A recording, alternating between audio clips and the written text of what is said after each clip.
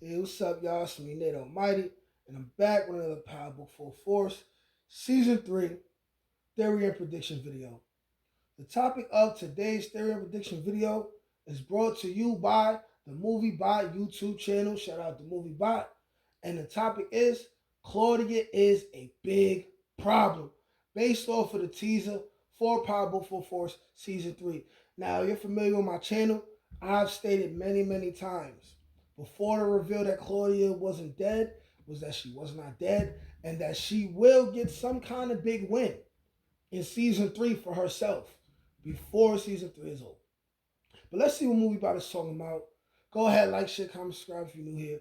Without further ado, let's get to it. Now, this is a new teaser that has been floating around on social media, which does have a few new scenes that we haven't seen before in previous teasers and trailers.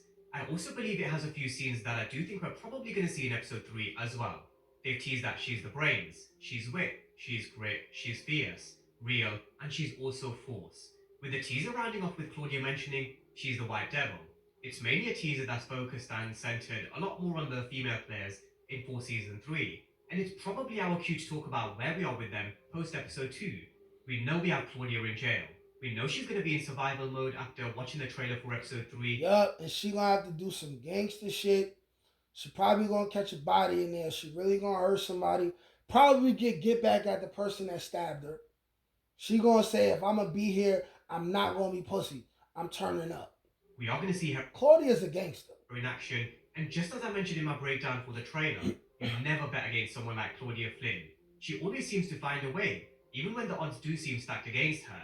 And as expected, we also know at some point in season 3 she will be released. We're definitely going to get into that in a bit more detail in just a moment.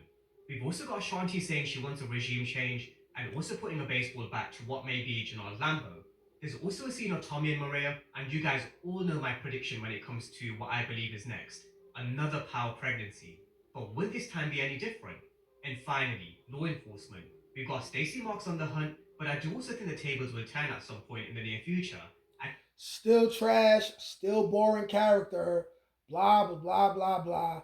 Don't care about her. Big Flynn will be the one to bring down the House of Cards. So, in this breakdown, we're going to be running through this short teaser, scene by scene, for all things Power Book 4 Force Season 3.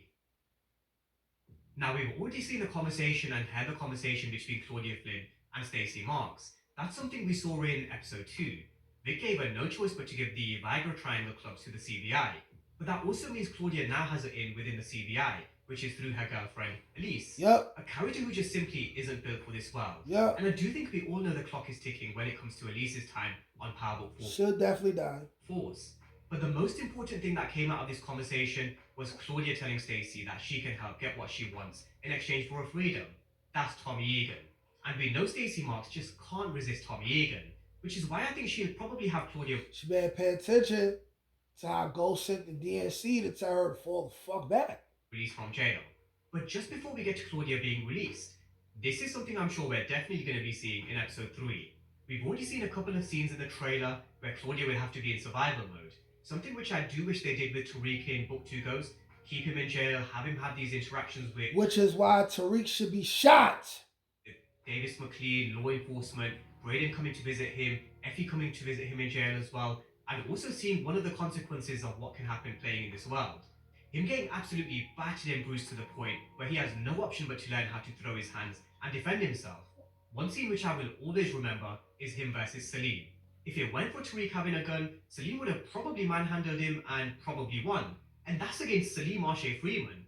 But before I go off on another rant on Power Book 2 Goes, the fact that we do have Gary Lennon getting things right with Tariq is a joke. Claudia in season 3 of Force, the fact that we're going to see those fights, the fact that we're going to see Claudia in survival Salim was about to beat him up. Mode, this does actually give me a lot of hope for Legacy, where Gary Lennon will address a lot of those issues that probably should have been addressed around season 2's mark of Power Book 2 Goes for a character like Tariq, but that's just a side thought.